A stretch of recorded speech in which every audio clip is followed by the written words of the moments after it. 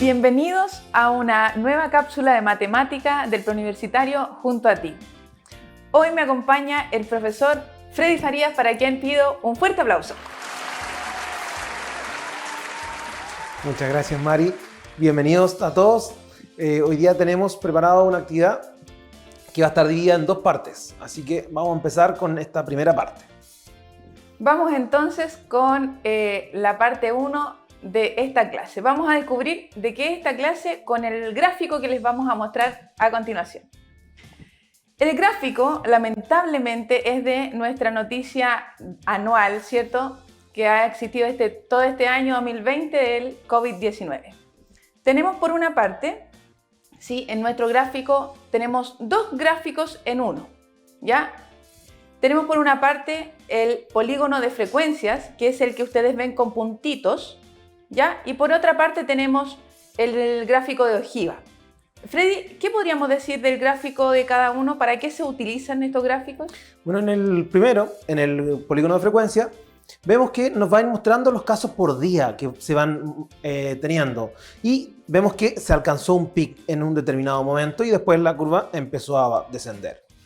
Y después vemos el gráfico rojo y nos vemos que todo el rato va en aumento. Pero porque esa es una ojiva. La ojiva corresponde al gráfico de la frecuencia acumulada. Por lo tanto, se van acumulando todos los casos que hemos tenido en forma total. Por eso que siempre va a ir en ascenso. Perfecto. Y esto se utiliza para lo que nosotros llamamos datos agrupados, que van a ir entendiendo a medida que avance esta mini clase. Vamos entonces, ¿de qué hablaremos hoy, Freddy, entonces, de acuerdo a nuestro gráfico? De estadística. Esa va a ser nuestra clase de hoy de estadística y nuestra parte 1. Ya la próxima semana vendrá la parte 2. Entonces, iniciemos con nuestra clase con algunos conceptos básicos que tenemos que entender. Entonces, ¿con qué debemos partir? Con el concepto principal que le da el nombre a la cápsula, estadística. La estadística es una ciencia que se ocupa de recopilar, organizar y analizar los datos para obtener información, y esta información nos permita tomar decisiones a partir de ella. Entonces, recopilar, organizar, analizar, tomar decisiones. ¿Cómo recopilo la información? A través de encuestas, censos, estudios que pueda hacerse en el momento o que ya estén hechos y uno los trabaje. Uno los puede organizar en tablas, gráficos, para poder así obtener esta información y tomar decisiones. Otro de los conceptos muy importantes que debemos tener claros es el concepto de población. ¿Qué es la población? Es el conjunto de todos los individuos, objetos, personas, animales, etcétera, sobre los que se va a estudiar una característica, ya sea color, tamaño, edad, peso, razas, gusto, intereses, opinión política, etcétera. ¿Ya? Es el conjunto sobre el que estamos interesados en obtener estas conclusiones o hacer algún tipo de inferencia. Normalmente la población es demasiado grande como para poder abarcarlo. Por ejemplo, cuando hacemos un censo queremos tratar de abarcar toda esta población, pero vemos que es muy complicado. Pero un concepto también que tenemos en cuenta y que es un poquito menos, ¿sí? Puede ser menor que el de población, es el de muestra. ¿Qué es muestra, Freddy? La muestra es un subconjunto de esta población. Como bien Mari decía, a veces esta población es tan grande que no podemos trabajar con todos. ¿Se imaginan que para cuando queremos averiguar qué presidente, qué candidato a la presidencia esté con mayor cantidad de votos, preguntáramos todas las veces a toda la población? Sería una encuesta gigante. Entonces ahí se toma una muestra, algunas personas de la población, donde el ideal es que esta muestra se tome de forma representativa, seleccionando individuos con distintas partes de distintos lugares para que puedan tener una visión general de todo lo que está pasando. Aquí tenemos como un pequeño gráfico, ¿cierto?, que muestra la población, que sería el todo, la muestra, que sería una parte de ese todo, y el individuo, que sería cada uno de los elementos de esta muestra o de esta población. Variable. La variable o variable estadística es exactamente lo mismo. Es la característica que se desea estudiar de un elemento o individuo de una determinada población. Ya, esta variable puede ser color, tamaño, edad, peso, raza, gusto, intereses, opiniones públicas. A veces van a ser características que la respuesta va a ser un número, como la edad, como el peso, y otras veces la respuesta va a ser un concepto, una palabra, como la raza, los gustos, el deporte favorito, cosas así. Entonces, hay distintos tipos de variables. ¿Y cuáles podemos reconocer, Mari? Bueno, para eso tenemos este pequeño esquema que indica que la variable estadística puede ser de dos tipos, o cuantitativa o cualitativa. ¿Ya? Tenemos cuantitativa. ¿Qué significa cuantitativa? Que viene de cantidad. Y esta puede ser o discreta o continua. Discreta nos referimos a números enteros, continua a números reales. Cuando hablamos de cualitativa, hablamos de una cualidad que puede ser nominal u ordinal. Si la cualidad es nominal, significa que no tiene un orden establecido.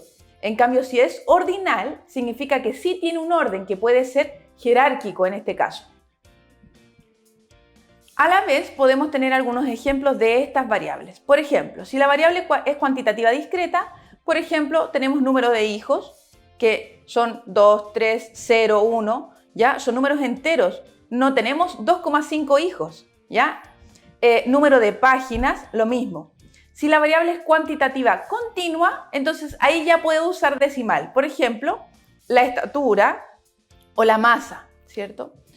En la parte de cualidad, ¿qué ejemplo podemos ver, Freddy? Acá podemos ver que en la parte nominal, donde no hay un orden establecido, está el estado civil y, por ejemplo, el sexo. ¿Ya? También podríamos ver alguna otra característica, pero siempre la diferencia va a ser que no tiene un orden definido. Y en el lado de ordinal tenemos el nivel educacional, jerarquía de una empresa y cosas de ese estilo. ¿Ya? Cosas que tengan un orden definido, que ya venga el orden impuesto. En nominal, ejemplos también que van a ser súper comunes, van a ser, por ejemplo, deporte favorito, color, cosas que no tengan un orden definido. También, otro comentario extra, en el de discreta, normalmente son características contables. Uno va a contar el número de hijos. Exacto. Y en el lado de continua, son características que uno las mide con un instrumento. Por lo tanto, la estatura se mide con regla, con wincha, con lo que sea, según lo que uno quisiera medir. La masa puede ser con una balanza, con una pesa. Entonces, también eso nos ayuda a reconocer las pequeñas diferencias que tenemos. Exacto, súper buen tip, Freddy. Vamos a la siguiente. Para esto vamos a ver dos ejemplos. El primer ejemplo es, si queremos hacer un estudio sobre la estatura de los estudiantes de un curso de cuarto medio, entonces vamos a responder población, muestra, individuo, variable estadística y dato. Veamos cuál sería la población de este ejemplo. Sería cuarto medio, ¿cierto? Todos los estudiantes de cuarto medio, que en este caso nuestra población no es tan grande, así que podría ser usada. En el caso de la muestra, ¿cuál sería, Freddy? Sería un grupo de estos estudiantes de este cuarto medio en particular que estamos analizando. Pero como es un solo curso, no es necesario trabajar con una muestra porque la población no es tan grande. Muy bien. Luego tenemos individuos. ¿Quiénes serían los individuos en el estudio aquí?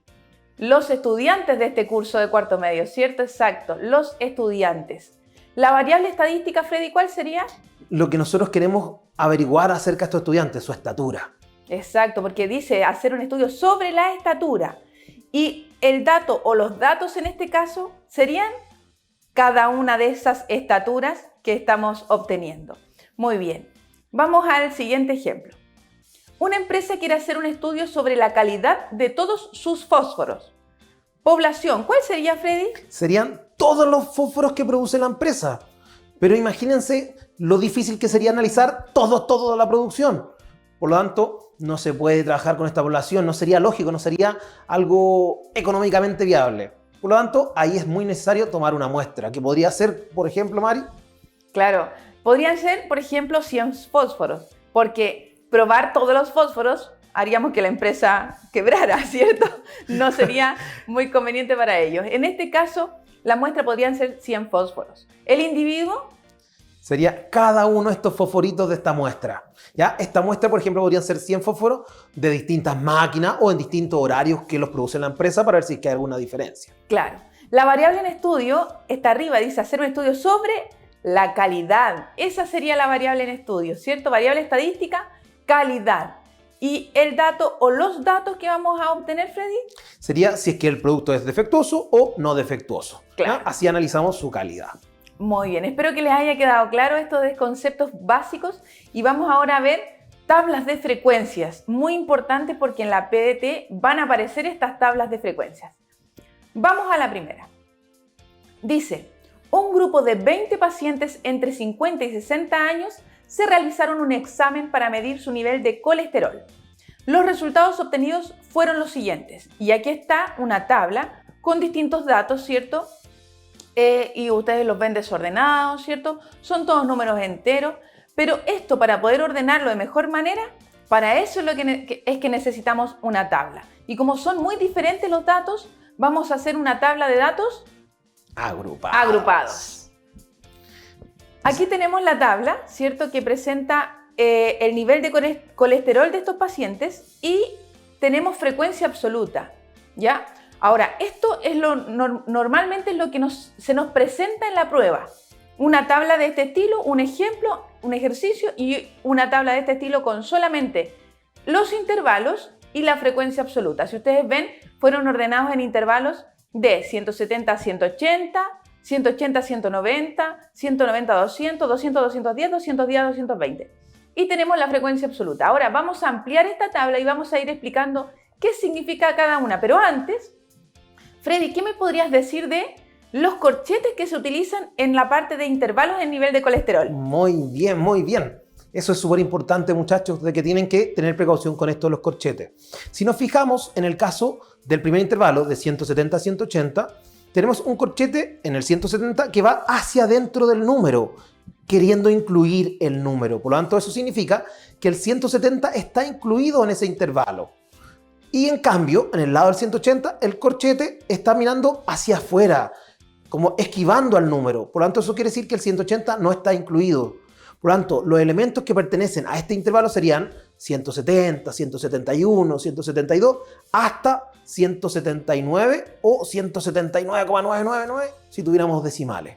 ¿Ya? Importante eso, el 180 no se considera en ese grupo y está contemplado en el grupo siguiente, que parte desde el 180 y llega hasta el 190 sin incluir.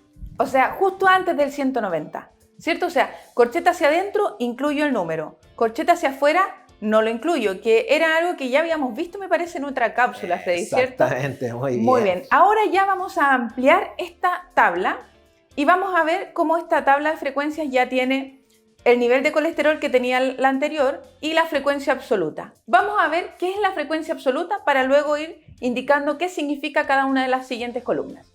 La frecuencia absoluta es el número de veces que aparece o se repite un cierto valor en la variable de medición. Por ejemplo, en los datos que teníamos anteriormente, habían entre 170 y 180, teníamos 3 personas que tenían ese nivel de colesterol. Habían 4 personas que tenían entre 180 y 190. Entonces, veamos frecuencia absoluta, veamos la siguiente. Aquí tenemos, por ejemplo, que la frecuencia absoluta del intervalo 190 a 200, sin incluir el 200, es 6. ¿Qué quiere decir? Que hay 6 personas con ese nivel de colesterol. ¿Ya? Vamos a la siguiente. Si nosotros sumamos toda la frecuencia absoluta, siempre obtendremos el total de datos, que se relaciona con la letra N. Si uno suma 20, que coincide con el 20 que estaba escrito en la información de arriba. ¿Ya? A veces ese 20 va a estar ahí arriba, pero otras veces no va a estar y yo solamente lo voy a obtener haciendo esta suma. Ojo con eso. Muy bien. Otra de las columnas importantes es lo que llamamos marca de clase. ¿Qué es la marca de clase o cómo se obtiene? Es el promedio entre el límite inferior y el límite superior de cada intervalo. Es como un dato representativo de este intervalo que tenemos. Por ejemplo, el intervalo de 170 a 180, sin incluir el 180, tiene como representante al 175. ¿Quién es el 175? El promedio entre estos dos, entre el 170 y el 180. El promedio entre el límite inferior y el límite superior, que sería el 180, de cada uno de los intervalos. En cada uno de los intervalos tendremos entonces una marca de clase distinta. Ahora, esta marca de clase, ¿sí?, se va a utilizar después para otros datos, así que ojo con eso. Otra forma en que uno le explica a los alumnos que lo saquen fácilmente es, mire, el 170 y el 180 son números enteros fáciles, ¿cierto? ¿Cuál está al medio? Ah, está el 175 y ese va a ser el promedio, ¿ya? Para que lo saquen fácilmente. También tenemos la frecuencia absoluta acumulada, ¿ya? Que la identificamos con F mayúscula. Ojo con que la frecuencia absoluta simple es F minúscula. Fijarse en esos detalles importantes en estadística cuando hablamos de las minúsculas y las mayúsculas. ¿Qué representa? Representa el número de datos cuyo valor es menor o igual al valor considerado. Se obtiene sumando sucesivamente las frecuencias que vamos teniendo. Si uno se fija, al principio tenemos 3. Siempre la primera frecuencia absoluta coincide con la acumulada. Y después uno va sumando 3 más 4, 7. 3 más 4, 7 más 6, 13. Pero se fijan que sería difícil sumar y sumar y sumar y sumar. Por lo tanto, ¿qué es lo que uno hace? Como ya tenía 7, le sumo los 6 nuevos y me dan los 13. Después al 13 le sumo los 4 nuevos y me da 17. Y después al 17 le sumo los 3 nuevos y me da 20. 20 era el 20 que ya teníamos antes. ¿Se fijan? Si uno hace este cálculo de la frecuencia acumulada, uno obtiene nuevamente el total de datos. Por lo tanto, yo lo puedo sumar de la frecuencia absoluta simple o hacer la frecuencia acumulada y también obtengo el dato total. Esta frecuencia acumulada también nos va a servir para un determinado valor que nos van a pedir más adelante, ¿ya? Así que, ojo, por ahí se va a utilizar. Ya se va a venir en la clase. Entonces, siempre el último dato de la frecuencia absoluta acumulada va a ser igual al total de datos. Ahí recordar eso. Muy bien. Otra cosa, frecuencia relativa. Esta otra columna, que es cómo se calcula. La frecuencia relativa se calcula como el cociente o cuociente, ¿cierto?, entre la frecuencia absoluta y el tamaño total de la muestra. O sea, por ejemplo, en la frecuencia relativa del intervalo 190-200, podríamos calcularlo como 6, que es la frecuencia absoluta de ese intervalo, dividido en 20, que es el total de datos. 6 dividido en 20, entonces sería la frecuencia relativa. Pero esta frecuencia relativa siempre la encontramos en fracción, Freddy, ¿o no? No, a veces esta frecuencia se puede calcular y dejar en decimales. Ya, ojo con eso. Y también se puede transformar en otra columna que se le llama frecuencia relativa porcentual, que como la obtenemos multiplicando nuestra frecuencia relativa por 100. ¿Ya? Eso lo vemos más adelante. Muy bien. Entonces ahí obtenemos nuestra frecuencia relativa porcentual. Si nos fijamos, esto también yo lo puedo calcular directamente como el porcentaje si fuera necesario. Estas columnas, frecuencia relativa porcentual, solamente las vamos a calcular si es que nos pide el ejercicio hacer algo. No lo vamos a agregar en todos los ejercicios porque si no perderíamos mucho tiempo. Ahora nosotros estamos haciendo la materia completa para que usted tenga todo, pero en su momento usted tendrá que ver qué necesita según las preguntas que le hagan, ¿ya? Pero importante conocer estas relaciones. Muy bien. Otro tips en la siguiente, por favor. Ahí tenemos un ejemplo, 3/20, ¿cierto? Que es de la frecuencia relativa, la multiplicamos por 100 y nos da 3 por 5, 15, que es el 15%. Ahí obtuvimos la frecuencia relativa porcentual. Había un ejemplo acá. En la siguiente.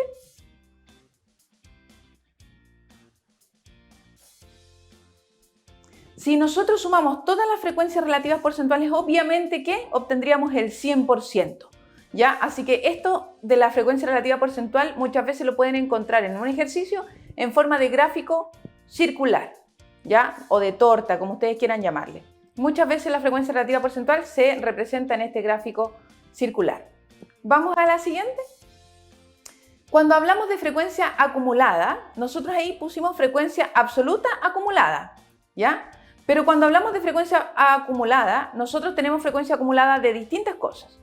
En el caso de ahí que estamos apuntando, la frecuencia absoluta. ¿Podemos tener frecuencia acumulada de la frecuencia absoluta? Sí.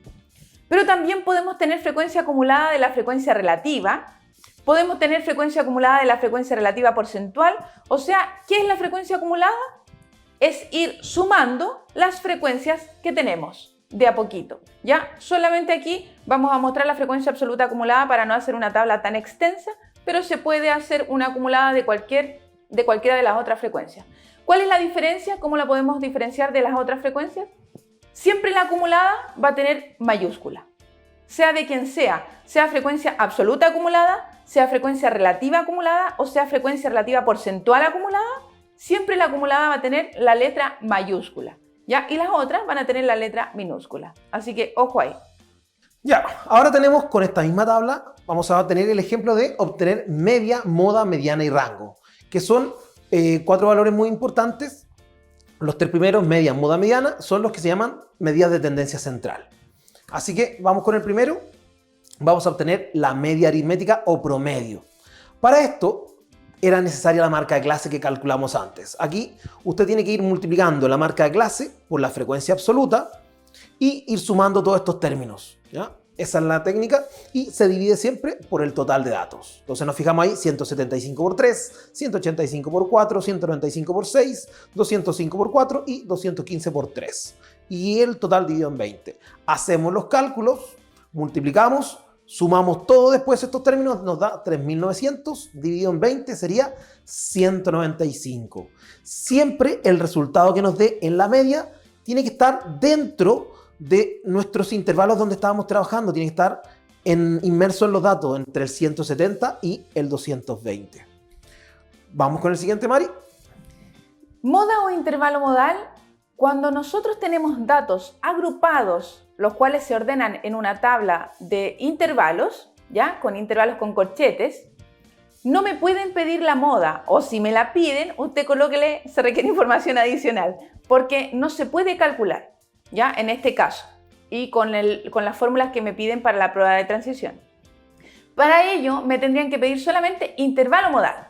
Y el intervalo modal se saca más o menos parecido como se saca la moda en otro tipo de tablas, obteniendo la mayor frecuencia. Veamos cuál es la mayor frecuencia absoluta, 6. Por lo tanto, mi intervalo modal es 190 a 200. Me pueden preguntar por intervalo modal, recuerden, no la moda. Si me preguntan por la moda, falso, al tiro. ¿Ya? Vamos al siguiente. Mediana. La mediana corresponde al valor central cuando los datos están ordenados de menor a mayor. Pero cuando ya estamos en tabla necesitamos una fórmula que nos ayude a encontrar este valor central. La fórmula se divide en si nosotros tenemos una cantidad total de datos impar o si tenemos una cantidad de datos par. ¿Ya? Esta semana vemos un ejemplo, la próxima semana veremos otro. Entonces en nuestro caso el total de datos es 20, por lo tanto estamos en un caso par. Así que la mediana se calculará usando la fórmula x igual a n medios más x igual a n medios más 1 y todo eso dividido en 2. Estos números uno los calcula reemplazando la n, pero lo que está buscando es la posición. ¿Ya? Vamos a hacer el cálculo, 20 dividido en 2 nos da 10, 20 dividido en 2, 10 más 1, 11 y eso dividido en 2. Lo que estamos buscando es el dato 10 y el dato 11, buscar dónde están ubicados estos dos datos. Para eso, el 10 y el 11 lo buscamos en la frecuencia absoluta acumulada, por eso era importante. Nos fijamos que en el primer intervalo solamente llega hasta el dato 3 y nosotros estamos buscando la posición 10 y 11. El segundo llega hasta el 7, tampoco nos sirve. Y en el tercero, como llega hasta el 13, ahí está incluido el dato 10 y el dato 11. Por lo tanto, nuestra mediana está inmersa en este intervalo. No sabemos cuánto vale, no nos importa el valor preciso, sino que solamente determinar a qué intervalo pertenece. Por lo tanto, lo que hemos descubierto es que la mediana pertenece al intervalo del 190 al 200. Exacto. En otro tipo de tablas sí nos interesarían los valores específicos, ¿cierto? Y ahí sí sumaríamos y dividiríamos por 2. En este caso, como son intervalos, no, solamente buscamos la posición. Muy bien, siguiente. Vamos a calcular el rango, una de las medidas de dispersión que yo encuentro la más fácil de todas. Que ¿cómo se saca y qué es? El rango es la variación entre los datos y se calcula como la diferencia entre el límite superior del último intervalo y el límite inferior del primer intervalo. En términos fáciles, ¿cierto? En palabras simples es el más grande menos el más chico, el máximo menos el mínimo. Por lo tanto, ahí tenemos 220 como el máximo, 170 como el mínimo y los restamos. 220 menos 170, 50, entonces el rango es 50. Y listo, terminamos con el rango. Eso sería todo por hoy, espero que les haya quedado claro. Ya sacamos 3 medidas de tendencia central más el rango que era la medida de dispersión que se va a preguntar en la prueba de transición. Así que nos despedimos, hasta un próximo capítulo. Chao Freddy, que estés muy bien, que tengan bonita semana tú y los estudiantes. Muchas gracias, chao, que estén muy bien. La próxima semana lo que haremos será practicar lo que hemos aprendido esta semana. Así que nos estamos viendo, cuídense. No se la pierdan, chao, chao. Chao, chao.